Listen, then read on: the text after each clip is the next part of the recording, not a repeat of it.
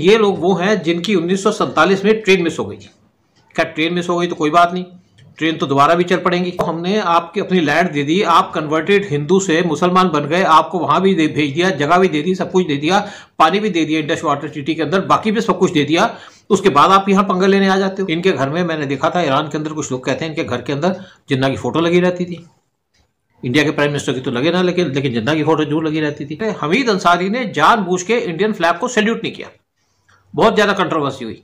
ये इस टाइप के लोग हैं, ना इंडिया को पसंद करते हैं, ना इंडिया के फ्लैग को सैल्यूट करना चाहते हैं, ना इंडिया की डेमोक्रेसी उसको एक्सेप्ट करते हैं।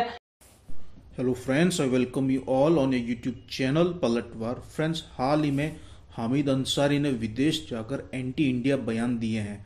हम सब के लिए ये शॉकिंग था कि हमारे देश के एक्स वाइस प्रेसिडेंट विदेश जाके इंडिया के बारे में गलत बातें कर रहे हैं। इस पर एक्स रॉ चीफ एन.के. सूद साहब ने हामिद अंसारी को एक्सपोज किया है। तो friends, enjoy the video. If you like my effort then hit the like button to subscribe the channel. Meet you soon in next video. जय हिंद। मेरे से कुछ लोगों ने कहा कि आप हमीद अंसारी के बारे में क्यों नहीं कोई वीडियो बनाते, क्यों नहीं बताते कि उनका क्या एक्चुअली रोल रहा है, क्या उनका एटीट्यूड है। क्योंकि मैंने पहले भी हमीद अंसारी के बारे में कुछ वीडियोस बनाए, कुछ लोगों को बताया कि वो क्या करते रहे, क्या उनका एटीट्यूड था। मैं उनके साथ था ईरान के अंदर जब वहाँ के वो एम्बेसडर थे। तो अल्टीमेटली मैंने सोचा कि नहीं, मुझे ज़रूर कुछ कहना चाहिए, क्योंकि बहुत से लोग मेरे से पूछ रहे हैं कि हमीद अंसारी का क्या रोल रहा है, उसको दोबारा पब्लिक के सामने लेके आइए। हमीद अंसारी इंडिया के वाइस प्रेसिडेंट रहे 2 टेन्योर के लिए, और इनको शायद ये उम्मीद थी कि अगर कांग्रेस गवर्नमेंट होती तो प्रेसिडेंट बन जाते, लेकिन इनकी किस्मत, इनको इतना कुछ मिला, सब भी सेटिस्फाइड नहीं है। वहाँ पे बीजेपी गवर्नमेंट आ गई और बीजेपी गवर्नमेंट ने तो इनको प्रेसिडेंट बनाना ही नहीं था, क्योंकि उनको पता है कि इनका क्या एटीट्यूड रहा है, क्या इनका रोल रहा है पास्ट के अंदर। और जहाँ तक पीएम मोदी की बात करें, पीएम मोदी बहुत शातिर आदमी है, बहुत कुछ जानते हैं कि पहले क्या हुआ क्या नहीं हुआ, और किसी भी गलत आदमी को किसी ढंग की पोस्ट पे बिठाने को वो बिलीव ही नहीं करते और ना करेंगे, ना उन्होंने गलती की है, क्योंकि उन्होंने जिंदगी के अंदर बड़े हार्ड टाइम्स देखे हैं। इसलिए वो सारा सोचते समझते हैं, उसके बाद ही कोई डिसीजन लेते हैं। 26 जनवरी 2022 जो इंडिया का रिपब्लिक डे था, ये इंडिया के लिए बड़ा इंपॉर्टेंट डे है, और हमारा ये 73rd रिपब्लिक डे था। उस टाइम पे हमीद अंसारी उन्होंने एक वर्चुअल मीटिंग अटेंड की, और जो मीटिंग ऑर्गेनाइज की गई थी, ये की गई थी IAMC के द्वारा, यानी कि इंडियन अमेरिकन मुस्लिम काउंसिल। और ये जो ऑर्गेनाइजेशन है यानी कि IAMC है, ये पाकिस्तान फंडेड है, ISI फंडेड है, पाकिस्तान के फेवर में काम करती है। और उसके अंदर जाकर के अगर आप ऐसी ऐसी बातें करेंगे, इंडिया को क्रिटिसाइज करेंगे उस ओकेजन पे जो इंडिया का रिपब्लिक डे है, तो ये दिखाता है कि किस टाइप की आपकी मानसिकता है, किस टाइप की आपकी थिंकिंग है, आप इस कंट्री के बारे में क्या सोचते हैं। आपको जिस कंट्री ने इतना कुछ दिया, आप उसके बारे में ऐसी ऐसी बातें करते हैं। यहाँ की हिंदू मेजोरिटी उसको क्रिटिसाइज करते हैं। आप पाकिस्तान देखिए, पाकिस्तान मुस्लिम कंट्री है, मुस्लिम मेजोरिटी कंट्री है, वहां पे आप बात करके पाकिस्तान को क्रिटिसाइज करके देखिए क्या हो सकता है। लेकिन ये लोग वो हैं जिनकी 1947 में ट्रेन मिस हो गई थी। क्या ट्रेन मिस हो गई तो कोई बात नहीं, ट्रेन तो दोबारा भी चल पड़ेंगी। और दूसरी बात यह है कि अब ये कनाडा में इंसिडेंट हुई, कनाडा के अंदर कुछ मुस्लिम बैठे थे, उन्होंने वहां के डेवोस के मेयर से कहा कि आपके स्कूलों में पोर्क मिलती है, इसको बंद करिए। और जो कनाडा के मेयर है उन्होंने मना कर दिया। उन्होंने कहा भाई हमारी कंट्री है, आप हमारी कंट्री में आए हो, ये क्रिश्चियन कंट्री है, आपको यहाँ का रहन सहन रखना चाहिए, यहाँ का खान पीन रखना चाहिए। अगर आपको यहाँ पसंद नहीं है तो आप जाइए। हम क्रिश्चियन कंट्री हैं, अपने यहाँ पे हम मुस्लिम्स को भी इनवाइट करते हैं, बाकियों को भी इनवाइट करते हैं। कोई भी मुस्लिम कंट्री क्या दूसरे लोगों को अपनी कंट्री में इनविटेशन देगी, बुलाएगी? इवन मुस्लिम कंट्री तो मुस्लिमों को नहीं रखती अपनी कंट्री के अंदर। तो अगर आपको वहाँ की लाइफ पसंद नहीं थी तभी आप यहाँ पे आए, और अगर यहाँ पे आपको दिक्कत है तो जाइए, 57 ब्यूटीफुल कंट्रीज है, वहाँ जाइए। तो अंसारी साहब के साथ भी बड़ी ऑप्शन है, बहुत कुछ कर सकते हैं, बड़े की जगह जा सकते हैं। इतना कुछ मिला, उसके बाद भी अगर ये 26 जनवरी को हमारी कंट्री के अंदर बैठ करके हमारी कंट्री के खिलाफ बात करेंगे तो नेचुरली ऑब्जेक्शन होगी, लोग क्रिटिसाइज भी करेंगे, लोग इनके खिलाफ एक्शन भी लेंगे, लोग इनके खिलाफ बोलेंगे भी। और यहाँ पे फायदा ये उठाते हैं कि एक हम जो है टॉलरेंट लोग हैं, टॉलरेट कर लेते हैं सब चीज़ों को। दूसरी तरफ हमारी कंट्री के अंदर ऐसा है, इस टाइप की डेमोक्रेसी है कि यहाँ पे ऐसा लोग कुछ भी कह करके बच के निकल जाते हैं, लेकिन अदरवाइज ऐसे लोगों को ना बचना चाहिए ना इनको छोड़ना चाहिए। अब बेसिकली क्या होता है कि जब भी हमारे देश का रिपब्लिक डे होता है या यहाँ पे इंडिपेंडेंस डे मनाया जाता है, तो कुछ फॉरेन नेशंस ऐसी हैं यूरोप के अंदर जहाँ पे पाकिस्तानी खड़े हो जाते हैं। 14 अगस्त को अपना इंडिपेंडेंस डे बना लिया, 15 को हमारा आता है तो हमारी एम्बेसी के बाहर खड़े होकर नारे लगाने शुरू कर जाते हैं। भाई आपको हमने आपकी अपनी लैंड दे दी, आप कन्वर्टेड हिंदू से मुसलमान बन गए, आपको वहां भी भेज दिया, जगह भी दे दी, सब कुछ दे दिया, पानी भी दे दिया इंडस वाटर ट्रीटी के अंदर, बाकी भी सब कुछ दे दिया, उसके बाद आप यहाँ पंगा लेने आ जाते हो। यही हाल है, कुछ यहाँ पे मुसलमान बैठे हैं हमारी कंट्री के अंदर, अंसारी साहब जैसे, जो यहाँ पे खुश नहीं है, कंट्री को क्रिटिसाइज करते रहते हैं।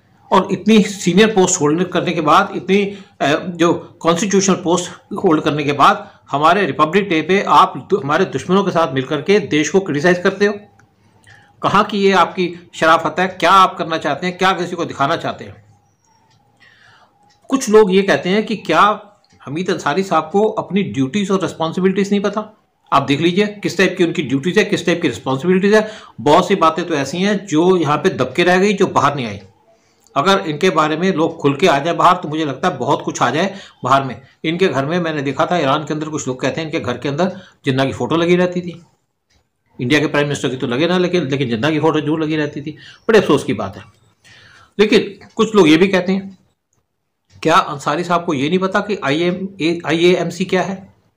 देखिए, अंसारी साहब वाइस प्रेसिडेंट रहने से पहले अंसारी साहब यहाँ के डिप्लोमेट थे, फॉरेन मिनिस्ट्री में काम करते थे, रिस्पॉन्सिबल पोस्ट पे थे। उसके बाद 4 पोस्टिंगें काटी हैं इन्होंने as ambassador, Saudi Arabia, Afghanistan, Iran और ऑस्ट्रेलिया। तो इनको सारी चीज़ें पता है, सब कुछ नॉलेज है। और ये बेसिकली अगर आपको नहीं पता तो ये आपकी गलती है। अगर लैक ऑफ नॉलेज हो किसी के टाइम में, या तो उसका ये नहीं कह सकता कि वो ईमानदार है। आप इस टाइप की अगर बातें करते हैं तो आप बेसिकली आप तो अपने आप को एक्सपोज करते हैं कि आप बेसिकली क्या हैं, क्या करना चाहते हैं। इंडिया के खिलाफ कैंपेन करना चाहते हैं। अब क्या उसका पर्पज है? आप सेटिस्फाइड नहीं है। भाई सेटिस्फाइड नहीं है तो आपको इतना कुछ मिलने के बाद अब सेटिस्फाइड नहीं है, आपको प्रेसिडेंट नहीं बनाया, तो आपको ठेका ले रखा है आपने प्रेसिडेंट बनने का। और एक कुछ लोग ये भी कहते हैं कि एक ये डेलिब्रेट अटेम्प्ट है हमीद अंसारी की इंडिया को डिफेम करने की। बिल्कुल ठीक बात है कि जानबूझ के इंडिया को डिफेम करना चाहते हैं, जानबूझ के यहाँ के लोगों को तंग करना चाहते हैं। पहले भी इनकी ऐसी एटीट्यूड रहा है, इन्होंने बहुत से लोगों को तंग किया। इंडियन एम्बेसीज में थे, वहां लोगों को तंग किया करते थे। इंडियन एम्बेसी में थे तब वहां लोगों को तंग किया करते थे। और देखिए इससे पहले क्या हुआ, 2015 में बराक ओबामा यूएस के प्रेसिडेंट वो इंडिया आए थे, और बराक ओबामा उस टाइम आए थे इंडिया के रिपब्लिक डे की परेड पे चीफ गेस्ट थे। उस ओकेजन के अंदर एक इंडिया के फ्लैग को सैल्यूट करना था। खैर ओबामा तो सैल्यूट नहीं करेंगे, वो तो अपनी कंट्री के फ्लैग को सैल्यूट करेंगे। वहां पे प्रणब मुखर्जी प्रेसिडेंट, उन्होंने सैल्यूट किया। पीएम मोदी उन्होंने सैल्यूट किया, लेकिन साथ में हमीद अंसारी थे, वो सैल्यूट करना भूल गए। क्या आप इस पोजीशन में रह के सैल्यूट करना भूल जाएंगे? भूल गए तो जब बाकी ने सैल्यूट किया तो आप भी कर देते। हमीद अंसारी ने जानबूझ के इंडियन फ्लैग को सैल्यूट नहीं किया, बहुत ज्यादा कंट्रोवर्सी हुई। ये इस टाइप के लोग हैं, ना इंडिया को पसंद करते हैं, ना इंडिया के फ्लैग को सैल्यूट करना चाहते हैं, ना इंडिया की डेमोक्रेसी उसको एक्सेप्ट करते हैं। ये बेसिकली चाहते हैं कि यहाँ सिर्फ एक मुसलमान है, इनका सब ध्यान रखा जाए। बिल्कुल यहाँ पे मुसलमानों का बहुत ज्यादा ध्यान रखा गया, उनको स्पेशल प्रिविलेजेस दी गई। लेकिन अभी मुसलमानों को स्पेशल प्रिविलेजेस छोड़ करके सबको बराबर स्टेटस दिया गया, चाहे हिंदू हो चाहे मुसलमान हो। ये उनको पसंद नहीं आ रहा। आप यहाँ पे इतना कुछ ले गए, इतना कुछ आपको मिल गया, उसके बाद भी आपको सेटिस्फेक्शन नहीं है। आप इंडिया के फ्लैग को सैल्यूट करना भूल जाते हैं। आप 26 जनवरी को भूल जाते हैं कि ये इंडिया का रिपब्लिक डे है। उस दिन जाके दुश्मनों के साथ मिलकर के यहाँ पे आप स्पीच दे देते हैं, वहां पे इंडिया को क्रिटिसाइज करते हैं, वहां पे हिंदूज को क्रिटिसाइज करते हैं, वहां पे कहते हैं आपको कुछ नहीं मिला, जबकि आपको सब कुछ मिला है, सब कुछ लिया आपने पूरी ऐश की है पूरी जिंदगी के अंदर। लेकिन अगर आप पाकिस्तान चले जाते तो क्या होता? पाकिस्तान जाकर के क्या पाकिस्तान के फ्लैग को सैल्यूट करना भूल जाते? बिल्कुल नहीं। और मैं सोचता हूँ अगर जाते होंगे तो शायद वो करते भी होंगे। तो ये जो इनकी एक एटीट्यूड है, ये बेसिकली एक्सेप्टेबल नहीं है। इसके साथ क्या हुआ कि अगस्त 2017 में अंसारी साहब का टेन्योर खत्म हो गया, सेकंड टेन्योर खत्म हो गया।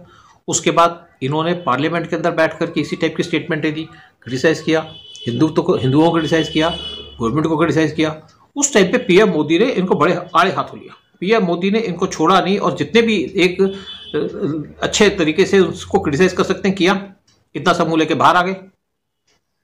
आपको बेसिकली इतनी जगह सब कुछ मिला, सब कुछ आप जा रहे हैं, तो कम से कम छोड़ने के टाइम या अपनी पोस्ट छोड़ने के टाइम आप खुशी से जाइए, दुखी क्यों होकर जाते हैं? इसके बाद भी आप अगर वाइस प्रेसिडेंट की सीट छोड़ दी है तो क्या आपको फैसिलिटीज नहीं मिल रही, प्रिविलेजेस नहीं मिल रही? सब कुछ मिल रहा है। लेकिन कुछ और चाहिए, क्या चाहिए? ये इनको भी नहीं शायद पता। आपने देखा होगा कि, अब मैं दूसरी बात ये कहूं कि जब हमीद अंसारी साहब थे ये ईरान में पोस्टेड रहे 1999 से लेके 1990 यानी कि दिसंबर 1990 से लेके मिड 1993 तक, और उस पीरियड में मैं भी इनके साथ था ईरान में मोस्ट ऑफ द पीरियड। मैं फरवरी 1991 से लेकर के एंड 1993 तक वहीं पे था। मैंने इनके वहां पे टाइम पे देखा कि वहां पे क्या होता है। उस पीरियड के अंदर ईरान के अंदर 4 एम्बेसी के ऑफिसर्स और डिप्लोमेट्स उनको किडनैप कर लिया गया ईरानियन इंटेलिजेंस के द्वारा, और उन पे क्या एटीट्यूड था, क्या इन्होंने उस पर एक्शन लिया, इनका जो एक्शन था या जो इनका एटीट्यूड था वो टोटली एक्सेप्टेबल नहीं था। ये as ambassador, Indian ambassador to Iran, इनकी ड्यूटी बनती थी उनके इंटरेस्ट, उनकी सिक्योरिटी को सेफ गार्ड करना, जो इन्होंने नहीं किया। सारी गलतियां उनके से थोप दी। इनका ड्यूटी बनती थी कि ईरानियन के साथ, ईरानियन फॉरेन मिनिस्ट्री के साथ ये प्रॉपर तरीके से एक्शन लेते, कंप्लेंट करते, प्रोटेस्ट करते, वो भी नहीं किया। सिर्फ छोटा सा नोट जरूर भेज दिया, लेकिन जो काम करना चाहिए था, जिस तरीके से करना चाहिए था, वो नहीं किया। और इसके बाद ब्राइट्स इनको बहुत चाहिए,